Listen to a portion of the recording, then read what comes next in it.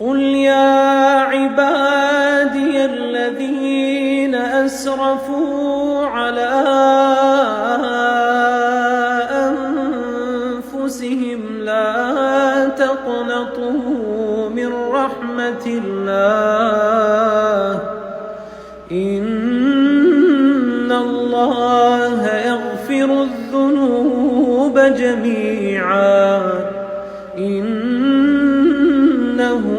هو الغفور الرحيم.